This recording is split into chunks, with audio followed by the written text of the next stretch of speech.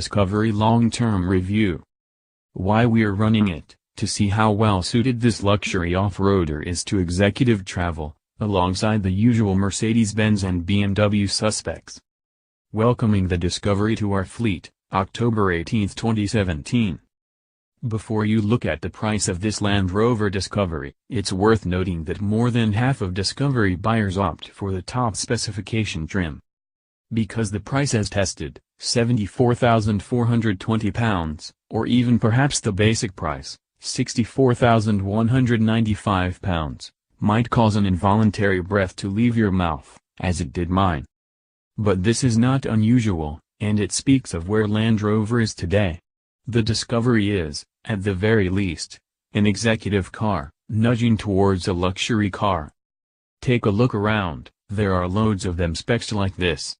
It's a way of having a car that's as luxurious and well-appointed as, oh, I dunno, an up-spec Mercedes-Benz E-Class, or a BMW 7 Series, without anybody thinking that you're on an airport taxi run. We're running this shiny new Discovery, about 10,000 miles on the clock, fresh from its first service, having served a few months' time as a press demonstrator before it came to us, to see how well it will do the whole executive transport thing. Not that I am an executive, or anything like, obviously, but most of my driving is similar to those who will use a Discovery properly, early starts, to hammer along a motorway, and then subject it to the harsher vagaries of domestic duties at the weekend. Besides, they said, you live in the sticks, Pryor, so surely a roughy-tufty 4x4 is up your street, while relieving me of the keys to a Mercedes-Benz E-Class wagon, which will now be run by Matt Burt. The E-Class/Discovery handover is an interesting one because, to an extent, they have to do the same things. Sure, the Land Rover has to do more, off-road, and if hauling things, but they could feasibly both end up on your company car list. And for the Discovery's extra versatility, it doesn't necessarily follow that potential buyers will cut it too much slack when they come to picking between the two. But buyers should be aware. As a strict road car, the Mercedes is, ultimately, the nicer thing to drive. Lower, more agile, more economical at the same performance levels. But the Discovery counters with the characteristics that are a result of its mechanical layout. You're well isolated from road noise, the ride is extremely good, great visibility is afforded by your height, to the expense of those around you, granted, and there's a tremendous sense of imperviousness and poor conditions.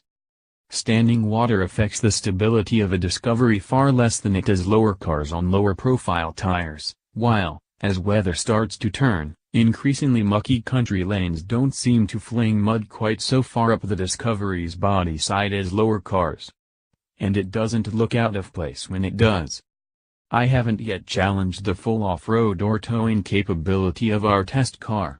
It's only been with us a few weeks. But I have put the long-distance cruising in practicality to use. This is going to be handy. Activity key sits on your wrist so you can leave the proper key in the car rather than worry about losing it. pic.twitter.com web link. Matt Pryor, at Matty_Pryor, September 16, 2017. Noise levels are pretty low, the ride is controlled enough on twistier roads, considering the curb weight, which must be 2,500 kilograms if it's a day, and the seats remain extremely comfortable over a distance. Seats in the back feel just as comfortable as those in the front. And the climate control feels nicely overspec'd. Via an option, the seats in the back are cooled, as well as the standard heated, plus those in the third row, which I haven't used yet, are heated. This car is quite serious about keeping you at the right temperature.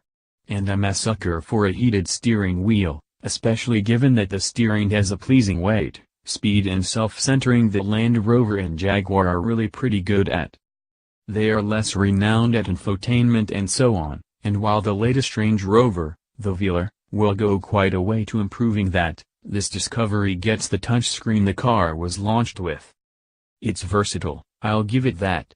There are several home screens to scroll through, giving control of everything from electrically dropping the seats through to, an option, but a very cool one, a system that lets you reverse a trailer to exactly where you want it, via the screen and adjusting the terrain response style, without the hassle of counter-steering and fumbling.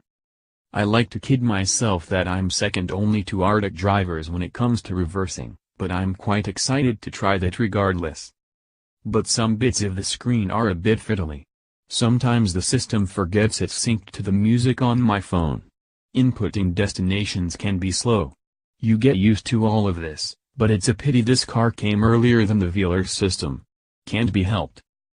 That aside, the Discovery is easing into daily life very nicely. So far, it's returning around 30 miles per gallon from its 3.0-liter six-cylinder diesel, which is impressively refined and, at 255 bhp, quite brisk enough. It sometimes pays to leave the 8-speed auto in S rather than D for ideal step-off response, which is one of those tricks you discover on a long test like this, as you learn to get the best out of what already seems like a very impressive car. Second opinion. The last big car like this I tested was a Volvo XC90 and, although I like the cut of that car's jib, and its appearance, it was harder to get in and out of it in car parks than the Discovery. They're about the same width, so the Volvo's doors must be longer or thicker. Stan Papier. Specs: price new £64,195, price as tested £74,420, options Namib Orange Premium Metallic Paint, £1,660, Privacy Glass, £390, Dynamic Design Pack, includes Narvik Black exterior trim, grey contrast roof, 22 in black alloys, black headlining, floor mats and veneer door cards, a Windsor leather steering wheel, aluminium paddle shifters, dark brushed aluminium interior trim, £2,340, electrically deploying tow bar, £985, tow assist, £365, Capability Plus Pack, includes active locking rear differential, terrain response 2, all-terrain progress control, £1,000, cool box, £235, activity key, £315, TV, £880, head-up display, £1,035, second row 12-volt sockets, £110, heated and cooled second row and heated third row seats, £835, timed climate control, £1,035. Test data: engine 2993 cc, V6, turbocharged diesel, power 255 bhp at 3,750 revolutions per minute, torque 368 pounds-foot at 1,500 revolutions per minute, top speed 130 miles per hour, 0 to 62 miles per hour 7.7 seconds, claimed fuel economy 39.2 miles per gallon, test fuel economy 30.1 miles per gallon, CO2 189 grams/km, faults none, expenses none. Back to the top.